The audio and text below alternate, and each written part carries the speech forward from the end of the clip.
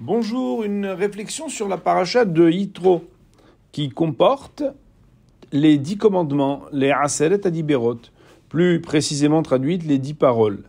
Et ces 10 paroles, comme on le sait, sont 10 commandements essentiels qui sont divisés en deux parties. Les 5 premières paroles et les 5 dernières. Les 5 premières concernent le référentiel qu'on pourrait dire vertical, un homme vis-à-vis du Créateur, ce qu'on appelle les mitzvot ben Adam la makom, et de l'autre, à partir de la 6e et jusqu'à la 10e parole, il s'agit des commandements d'un homme vis-à-vis de son prochain. Pour certains d'entre ces commandements, c'est évident. Par exemple, le fait de ne pas être idolâtre, on comprend que c'est un engagement vis-à-vis de Dieu. D'ailleurs, il en est de même lorsqu'on nous dit qu'on n'a pas le droit de commettre un crime, pas avoir le droit de tuer quelqu'un, c'est vis-à-vis de son prochain. Mais qu'en est-il de la mitzvah du respect du père et de la mère, du respect des parents ? Voilà que ce commandement est le 5e des 10 commandements, et il est rangé dans les mitzvot ben Adam la makom, les mitzvot qui enjoignent l'homme envers son créateur. Pourtant, on a l'impression que ceux qui sont concernés directement, ce sont Abba ve'ima, le père et la mère. On aurait dû peut-être plus facilement comprendre qu'ils soient rangés du côté des mitzvot ben Adam la chavero, l'engagement d'un homme vis-à-vis de son prochain.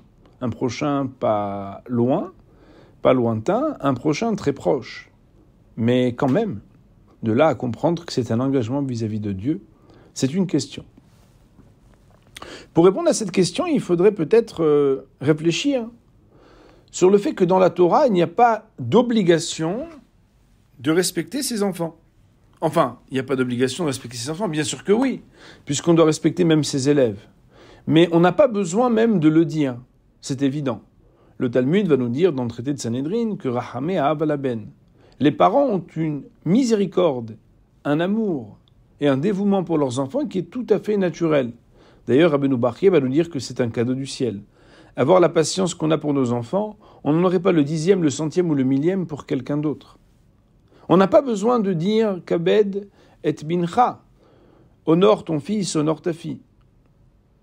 Même si parfois cela manque cruellement, mais on est obligé, normalement et naturellement, de développer ce lien. Par contre, c'est vrai que la Torah nous dit « Kabed et avicha ve'et imecha ». Qu'y a-t-il de particulier pour que l'amour et le respect qu'on doit aux parents nécessitent que la Torah nous donne la mitzvah de le développer ? La réponse à cette question, c'est très simple.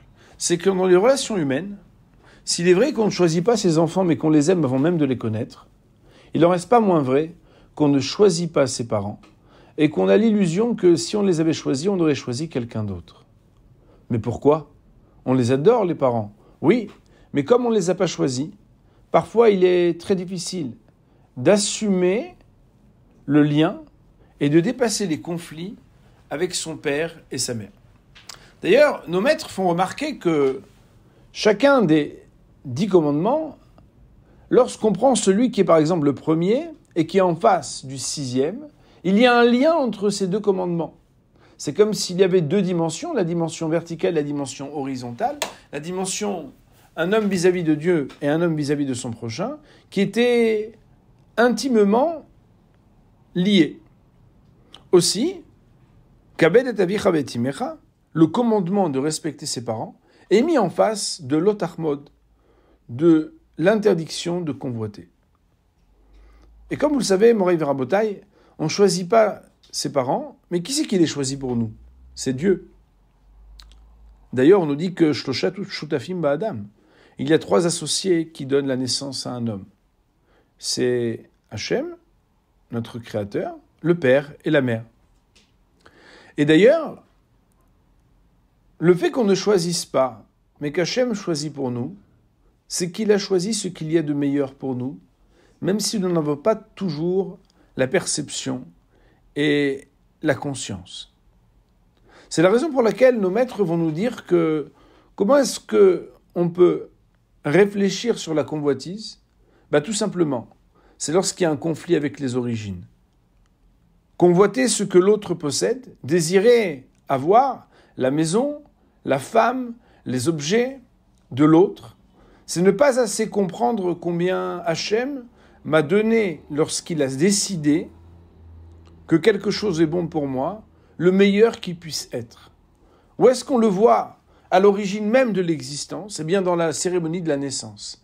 La naissance, c'est le moment où on n'a pas choisi d'être l'enfant de nos parents. Et c'est uniquement quand on est capable de respecter son père et sa mère qu'on arrive à ne pas convoiter ce qu'il y a chez les autres. Plus généralement, ça voudrait dire que pour être quelqu'un qui est heureux de sa part, il faut comprendre que ce qu'on choisit, on aurait le droit de décider de faire mieux, mais ce qu'on ne choisit pas, on doit l'accepter et le respecter. Kabed et avicha ve'et imecha, c'est d'accepter, d'apprécier et d'honorer nos origines, parce que c'est Dieu qui l'a choisi.